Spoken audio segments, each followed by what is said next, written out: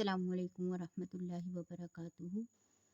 آج ہم پڑھیں گے کاف زبر کا اور کاف زیر کی یہ علامت کہاں کہاں استعمال ہوتی ہے۔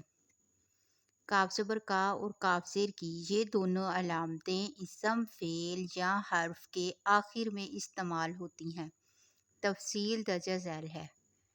کاف زبر کا یہ علامت واحد مذکر کے لیے استعمال ہوتی ہے اسما کے ساتھ۔ اگر کاف زبر کا اسم کے آخر میں ہو تو ترجمہ عموماً تیرا، تیری، تیرے یا اپنا، اپنی، اپنے سے کیا جاتا ہے، مثلاً اعمالک تیرا عمل۔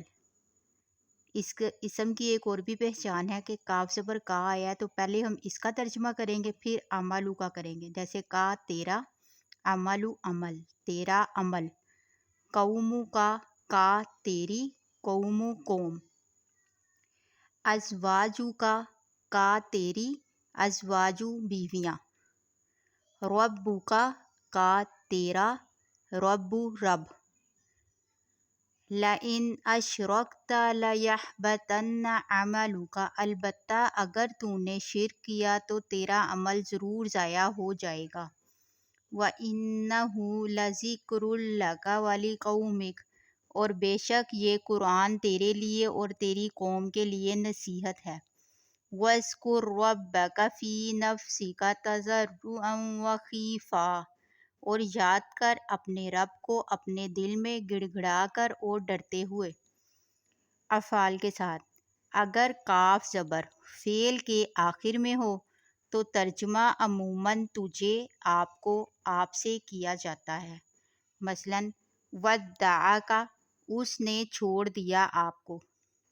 اسم میں ہم نے پڑھا تھا کہ کاف زبر کا جو ہے اس کا ہم پہلے ترجمہ کریں گے اور اسم کا بعد میں کریں گے، لیکن جب افعال میں آئیں گے فعل میں تو پہلے ہم فعل کا ترجمہ کریں گے اور اس کے بعد کا ترجمہ کریں گے۔ وَدَّعَکَ، اس نے چھوڑ دیا آپ کو، خَلَقَکَ، خَلَقَ، اس نے پیدا کیا، کا تجھے، سَأَلَکَ، وہ پوچھے آپ سے، کا آپ سے، وَجَدَکَ، اس نے پایا تجھے، وَجَدَ، اس نے پایا، کا تجھے۔ مَا وَدَّعَکَ رَبُّکَ وَمَا قَلَىٰ، اور آپ کے رب نے آپ کو نہیں چھوڑا اور نہ آپ سے ناراض ہوا۔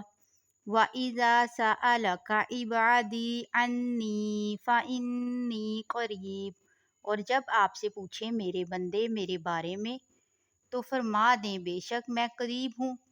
الَّذِي خَلَقَكَ فَسَوَّاكَ، جس نے تجھے پیدا کیا پس اس نے تجھے درست بنایا۔